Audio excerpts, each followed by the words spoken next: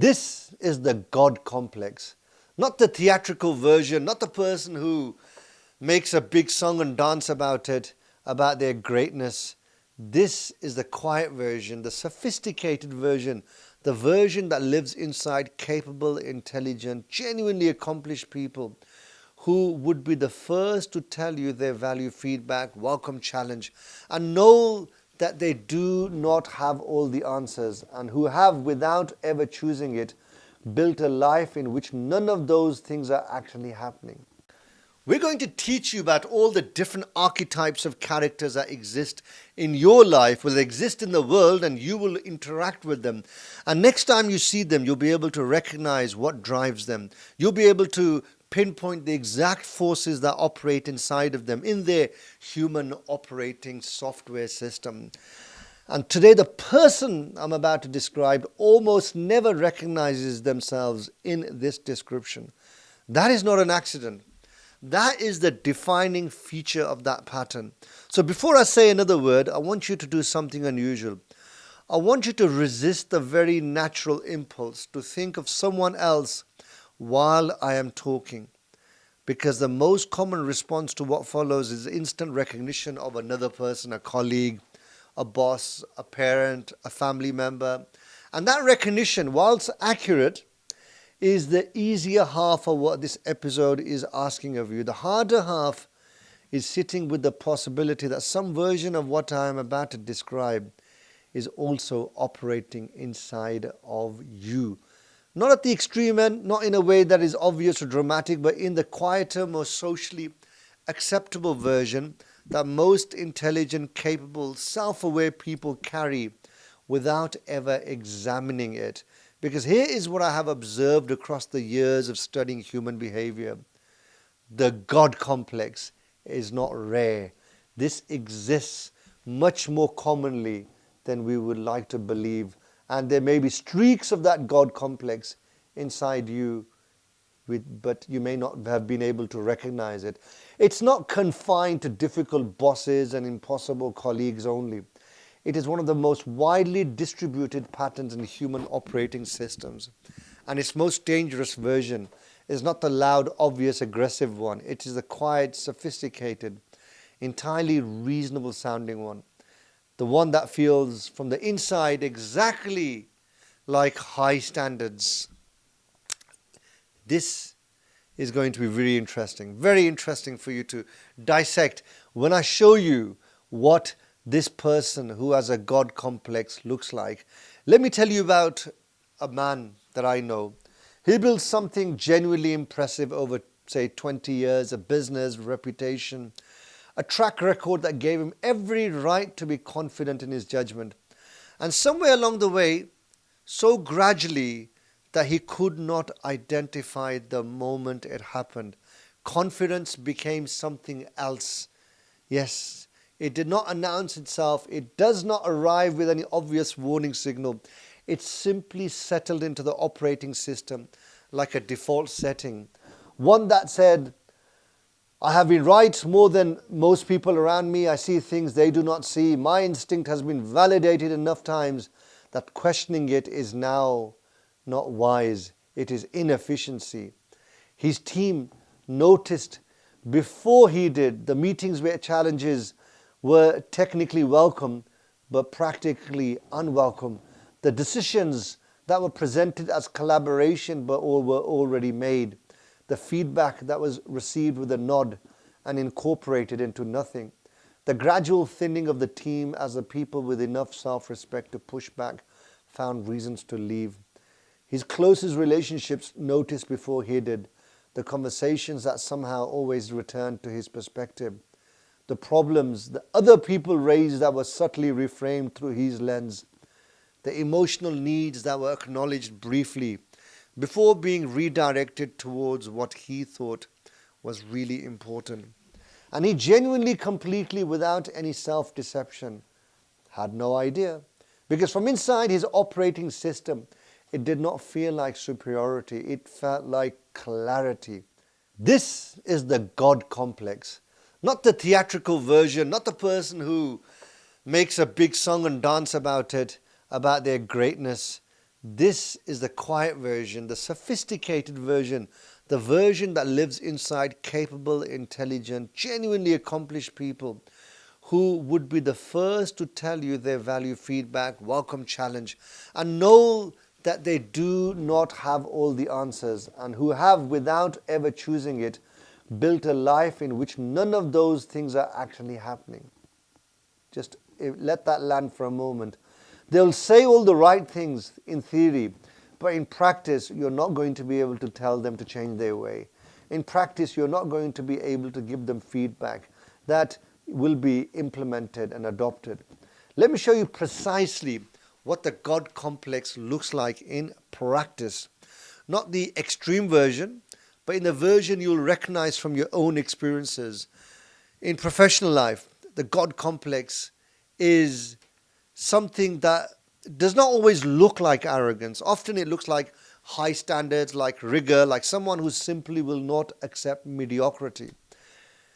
The tell is not in what they say, it is in what happens when they are wrong. Watch how sometimes the same person responds to being wrong, and you will see their operating system with extraordinary clarity. The person without the God complex responds to being wrong by updating. The new information changes something. The position shifts. The approach adjusts.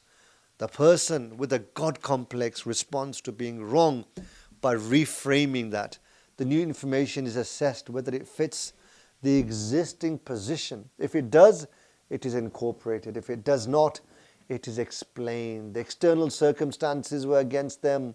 The other person did not understand the full picture. The timing was off.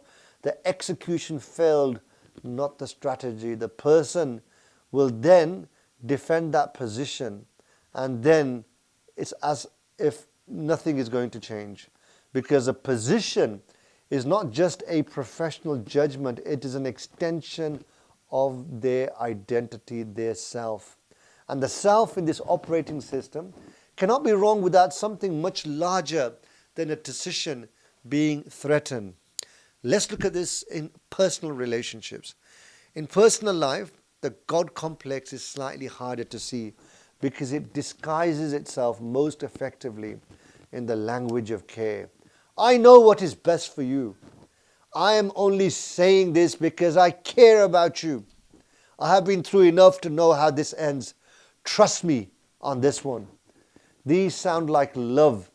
They feel like concern, and in many cases the person saying them genuinely believes that what they are saying and expressing is based on love. But watch what happens when the other person disagrees. The God complex in a relationship does not respond to disagreement with genuine curiosity. It does not ask, tell me more about why you see it differently. It responds with patient explanation, with the careful, slightly wearied tone of someone who has seen enough to know that they are right and the other person will understand eventually. The disagreement is not processed as potentially valid. It is processed as requiring correction. So they think they have to correct the other person. They have to educate that person because the other person is the one who has a misunderstanding. And the relationship over time develops a specific texture. One person consistently positioned as the one who knows, the other person consistently positioned as the one who needs to be guided, corrected, or brought around to the right view. The person with a God complex calls this wisdom. The person on the receiving end calls it exhausting. So this you'll see being planned out in most relationships, even between spouses. So perhaps the most revealing expression of the God complex is the way it handles self-reflection. The person with this pattern will often describe themselves as highly self-aware, as someone who does their inner work, as someone who takes personal growth seriously, and they will have evidence for this. They read, they reflect, they can discuss their own psychology with impressive sophistication. But watch which conclusions the self-reflection consistently produces. In the God complex pattern, self-reflection always ends up in the same place, with the confirmation that the person's fundamental instincts were sound. that the mistakes were situational, that the people who challenged them were operating from a limited perspective. The self-reflection is real. It's just the conclusions which are curated. And these are curated by the operating system that has learned to use the language of self-awareness as the most sophisticated available tool for avoiding genuine change. Now let's look beneath this whole personality archetype, where if you go underneath, you look at the forces operating inside of that structure. Because understanding what the God complex looks like is only half the picture. Understanding what is driving it precisely mechanically at the level of the operating system is what makes it possible to address. Because this God complex is produced by one primary force coalition. Emphasize the word coalition. The different forces that we outlined to you in the previous episodes. This is where a couple of them, or maybe two or three, come together, form a coalition, which is the underlying structure, the driving force of that particular personality archetype. In this instance, the ego advancing unchallenged, with the mind fully recruited in service of that advancement, and the heart progressively suppressed. This is what's happening in that person who is operating on a God complex personality. Let me speak each part of that. Let me explain and dissect that. In every human operating system, the ego has a status function. It monitors social position. It tracks how the self is perceived. It responds to threats to the position with defensive maneuvers and to opportunities to advance it with forward movement. In a healthy operating system, this function is balanced by the heart, which delivers honest feedback about when the ego's position seeking is costing something real, and by the spirit, which provides a direction large enough that social position becomes less urgent, because a spirit's job is always anchored to meaning and purpose.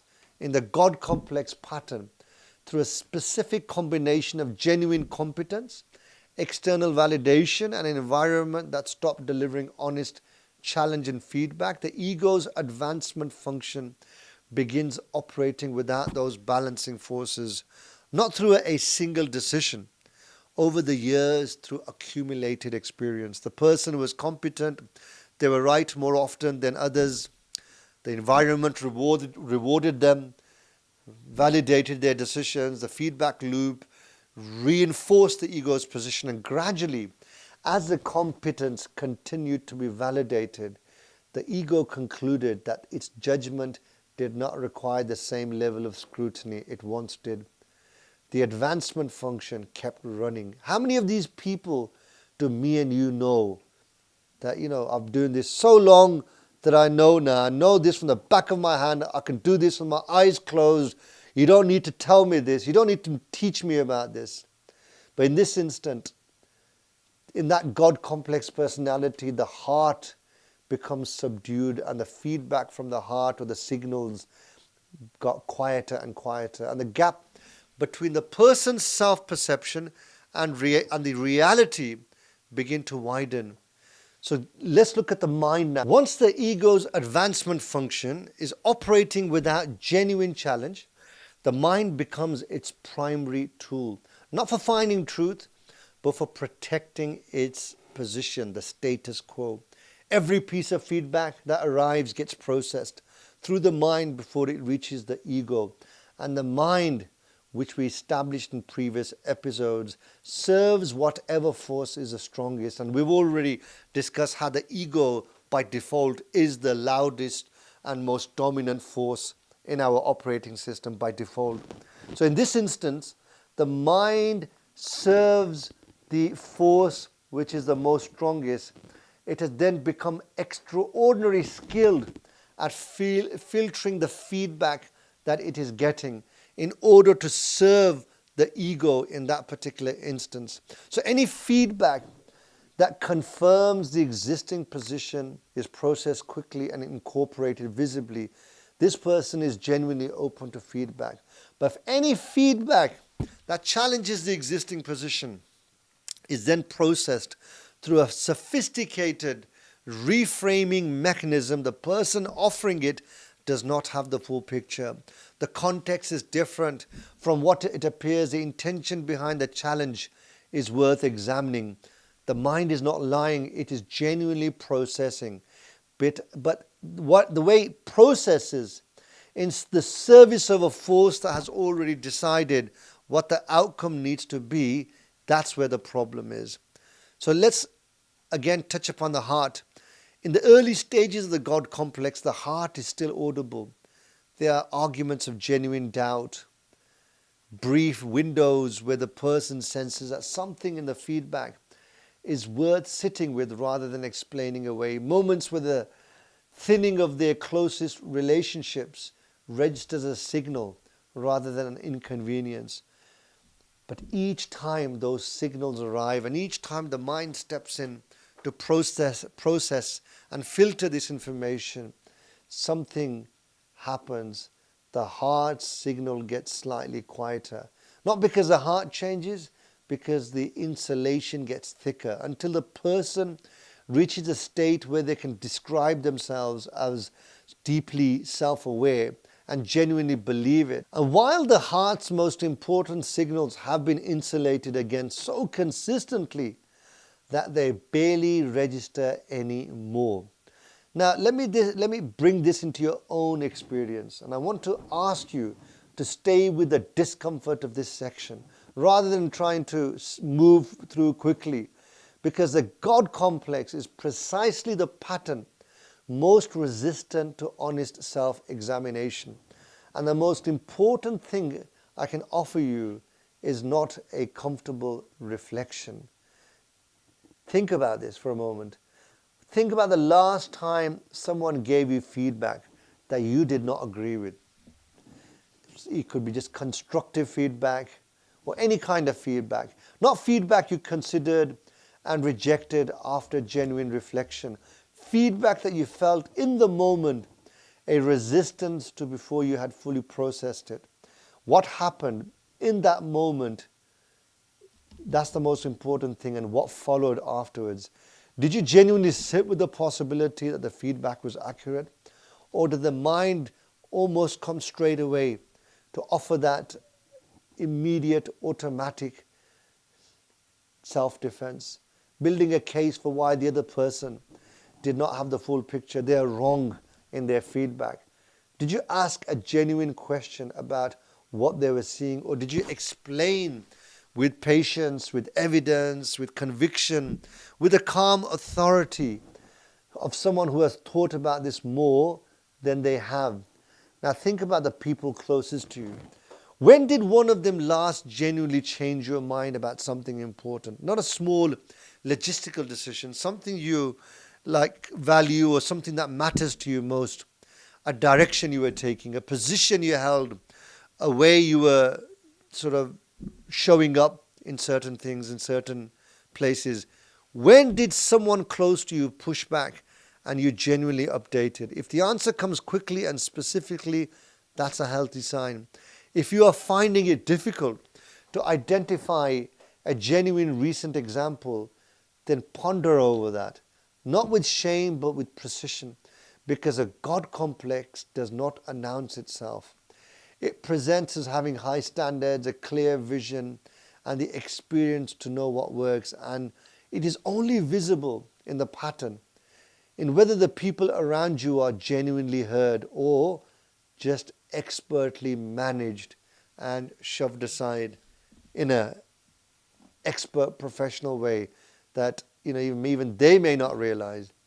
Here's a mechanism that makes a God complex so difficult to address, even when it is identified. The pattern is self-sealing. Every attempt to challenge it from outside gets processed through the same mechanism that produced it in the first instance. You tell someone with a God complex that they are not genuinely open to feedback. Their mind immediately processes this as feedback they need to assess. They then assess it. They conclude with each sort of feedback with genuine conviction that while they can see why someone might perceive it that way, the reality is more nuanced. They are open to feedback. Here is the evidence.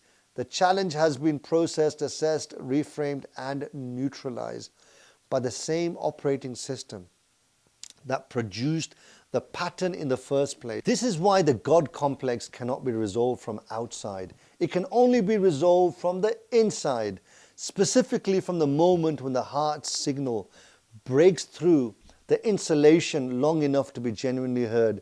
Not the mind's processing of the heart signal, but the signal itself. The specific moment where something inside the person recognizes genuinely, not intellectually, that the gap between their self-perception and the reality is real. That moment is the only entry point, and it almost never arrives through confrontation. It arrives through accumulated consequence. The relationships that ends despite the person's certainty that it should not have. The team that diminishes despite the person's certainty that they are leading it well. The loneliness that arrives in a life surrounded by people who have learned never to offer the honest challenge that was once available. That consequence, felt honestly rather than explained away, is a mechanism through which genuine change becomes possible. So I want to step away here for a moment and mention something important.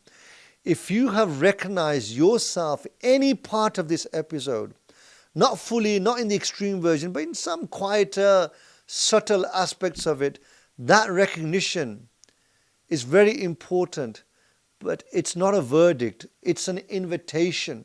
The God complex is not evidence of bad character, it is a predictable output of a specific combination of genuine competence and insufficient honest challenge over a sustained period of time. Most of the people running this pattern are not arrogant in any sort of deliberate sense. They are just capable people whose operating system has been gradually shaped by an environment that stopped telling them the truth. Sometimes because the environment was not safe enough for honesty. Sometimes because a person's own responses to the challenge, however subtle, trained the people around them to stop challenging. And sometimes simply because success insulates, because the higher you go, the fewer people there are who feel both qualified and safe enough to push back honestly.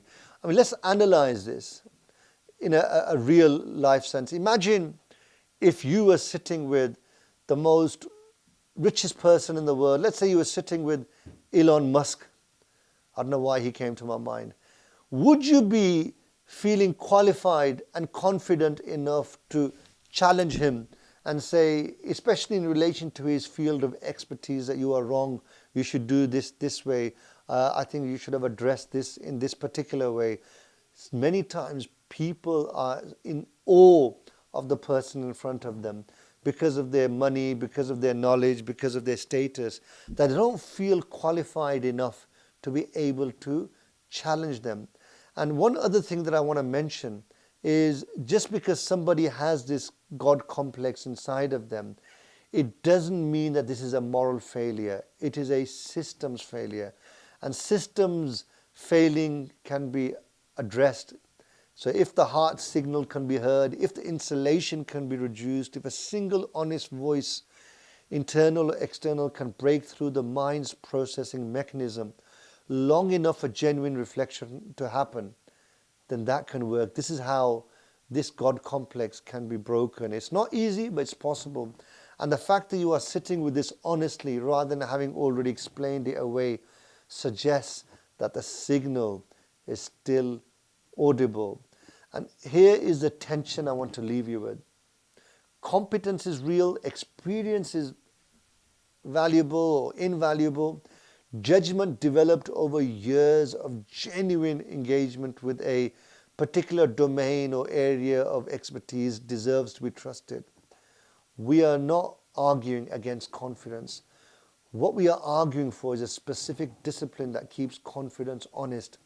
And that discipline has one practice at its center: genuine curiosity about the views of other people who see things differently. Not performed curiosity, not the nodding, acknowledgement, tick box exercise type of feedback, taking feedback, the real thing.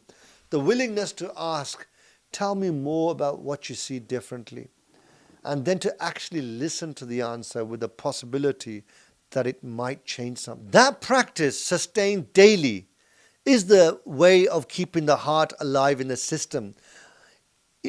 Alive meaning that you can hear its signal. You're no longer drowning it amongst all the other noises. And this is the actual antidote to the God complex. Not humility as a posture, but genuine curiosity as a practice. And the people who have built the most enduring legacies in leadership and relationships in any particular field where other human beings are involved are almost always the ones who've mastered this discipline. Not because they had confidence issues or they weren't wise enough, but because they were wise enough to know how to get other people engaged and for them to remain genuinely curious. That combination is one of the most rarest and most powerful operating states available to a human being, and is available to you and me if the heart is still being heard. And as you've seen, this is one of the most dominant human archetypes, personality archetypes, the God complex. And this series from now onwards, we will be dissecting so many different personality archetypes that you will be able to start seeing how people behave around you, which forces are working inside of them, and what is the archetype that they fit into. Before you go any further, I have a very small, humble request. Press the subscribe button and the like button for this video. This will help us to bring more interesting content like this to you and to the masses.